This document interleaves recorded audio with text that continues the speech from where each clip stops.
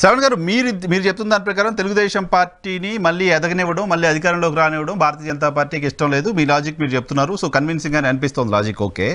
So Bharatiya Janata party ఆంధ్రప్రదేశ్లో మళ్ళీ వైఎస్ఆర్ కాంగ్రెస్ పార్టీని అధికారంలోకి తీసుకురావడం కోసం ఏమైనా ప్రయత్నం చేస్తుందా? పొత్తు లేకుండానే గడిచిన ఎన్నికల్లో వైసీపీకి సహకరించింది లాంటి ఇంప్రెషన్ ఉంది. సో ఈసారి అటువంటి సపోర్ట్ కేంద్రం వైపు నుంచి, భారతీయ జనతా పార్టీ వైపు నుంచి జగన్మోహన్ రెడ్డి సర్కార్కి దొరికే పరిస్థితి ఉంటుందా?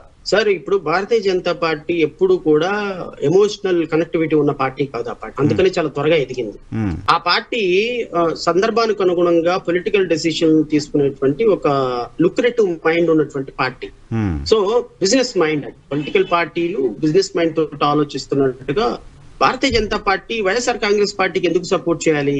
వైఎస్ఆర్ కాంగ్రెస్ పార్టీ వాళ్ళకి 28 ఎంపీలు ఉన్నారు కాబట్టి, రాజ్యసభలో వాళ్ళకి ఒక అవకాశం ఉంది కాబట్టి వాళ్ళకి సపోర్ట్ చేస్తుంది. రేపొద్దున ఆ పార్టీ ప్లేస్ లో ఇంకొక పార్టీ వచ్చింది అనుకోండి, ఆ పార్టీకి సపోర్ట్ చేస్తాయి.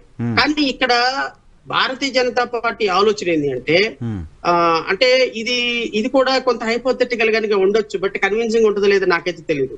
ఇప్పుడు భారతీయ జనతా పార్టీ ఈ రాష్ట్రంలో ప్రతిపక్ష పాత్ర పోషించాలనుకుంటుంది. నెంబర్ 1. వైఎస్ఆర్ కాంగ్రెస్ పార్టీ జగన్మోహన్ రెడ్డి కొంత యంగ్స్టర్, అంటే 50 సంవత్సరాలు అయినా కూడా ఇంకో 20 ఇయర్స్ రాజకీయం చేయగలిగినటువంటి ఆలోచన ఉన్నటువంటి వ్యక్తి. బట్ తెలుగుదేశం పార్టీలో చంద్రబాబు నాయుడు గారు ఆల్రెడీ 75 ఇయర్స్ ఆయన. సో ఆయన రాజకీయాల్లో ఈసారి తర్వాత రిటైర్డ్ అయిపోతారు. సో నారా లోకేష్ గారు సమర్థవంతంగా నడపలేరు పార్టీని అనే ఒక ఆలోచన వాళ్ళ దగ్గర ఉంది.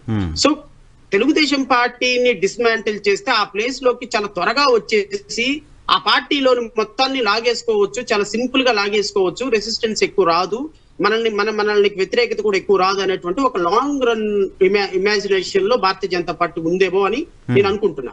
ఇప్పుడు రేపొద్దున ఒకవేళ తెలుగుదేశం పార్టీ, ఫర్ ఎగ్జాంపుల్ రేపు వైఎస్ఆర్ కాంగ్రెస్ పార్టీ అధికారంలోకి వచ్చిందనుకోండి ఆంధ్రప్రదేశ్ రాష్ట్రంలో, నేచురల్ గా అంటే వాళ్ళు ఏమో కావాలని వైఎస్ఆర్ కాంగ్రెస్ పార్టీని బూస్టప్ చేసినా చేయొచ్చు, చేయగలిగింది ఏం లేదు.